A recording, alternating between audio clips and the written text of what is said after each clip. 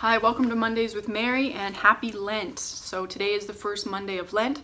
We have the crucified Lord by us to remind us of that reality, and we enter it joyfully knowing that the resurrection is promised to each one of us, that it follows the cross, and that in fact as a Christian our joy is in carrying the cross, as so many saints have experienced. That leads us into today's topic, which is from Pope Francis' vigil prayer message at World Youth Day Panama. And that is the promise that he gave to Our Lady, and that promise that Our Lady believed and carried with her, and that promise was enough for her to say yes, and not just to say yes in a way that was indeterminate. She didn't just say, as Pope Francis says, yes, let's see what happens, or okay, I guess we can give it a try. She said, yes, let it be done unto me. She was confident that if it was coming from the Lord, then it had to be good, even though she knew that it was going to mean ostracization, it was going to mean conflict, it was going to mean difficulties, it was going to mean that she was going to have to tell St. Joseph about her pregnancy. She was going to have to face so many difficulties, and she didn't even know all those difficulties that were coming. She didn't know about the flight into Egypt. She didn't know about moving back to Nazareth. She didn't know yet about the sword that would pierce her own heart, and yet she knew in the promise, and so she trusted. She didn't get lost in the uncertainty. And that's what Pope Francis sort of emphasizes, and what I want to emphasize to you today is not to get lost in the uncertainty, that lack of feeling that we have. The Bible doesn't say, and Mary felt secure. In fact, she probably felt very insecure and very uncertain. But the Bible does say, she says, let it be done unto me. According to whose word? The Lord's word. And so we're encouraged not to get lost in uncertainty and insecurity, and not to let that beat us down and drag us down and make us feel less than and make us feel like something's wrong, because that's part of human existence. And so in our insecurity and in our uncertainty, we turn to our Lord and we trust in his promise. And what is that promise? The promise that all of this too shall pass, and that there is a resurrection that is coming.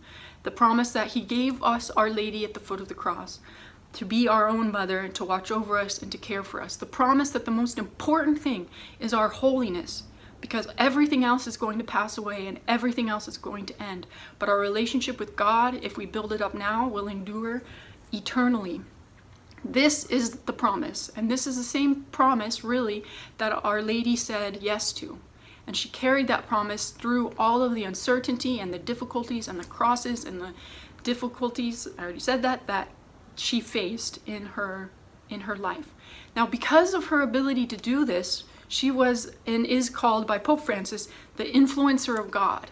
We know from social media that there's like the top 10 influencers of 2018, and they have millions of followers, and they make who knows how many dollars through advertisement for what they do, and they're considered the influencers of society. Now, I went ahead and checked at them, and it's a little bit frightening to think that they're considered the influencers of society, but I also didn't recognize most, if not any, of the names. Now, I'm not the most up-to-date with it person, so it might be a judgment on myself more than on them, but I reckon a lot of you don't understand or don't know who they are either, or if you do, it's in the passing and they're not influencing your life. So it's amazing that Our Lady 2,000 years after her life and death is still influencing society. Because if I took those 10 names from 2018 and I put down at the bottom Mary, the Mother of Jesus, I can almost guarantee you that more people are going to know who that woman is than the top 10. I wanted to do that work, but I didn't have time. So go ahead and try it and see, and you might be surprised, pleasantly surprised to know that Our Lady is truly the influencer of society, and we are called to allow her to influence our lives in order that we can turn around and influence other people's lives, that she can influence other people through us. And so don't be afraid, and know that even if you don't have 1 million followers on Facebook, or Twitter, or Instagram, or if nobody really replies to you on Snapchat, or if you don't have a web page, or if you feel like nobody's listening to you and you can't change the world, etc., etc. Rely on the fact that you're not alone. I'm not going to sit here and tell you that it's going to get better, because I don't know, but I do know that our Lord is with you, and I do know that Our Lady is with you, and I do know that Our Lady was in the same exact boat. And so we ask her to give us the courage to say, yes, Lord, Be it done unto me according to your word.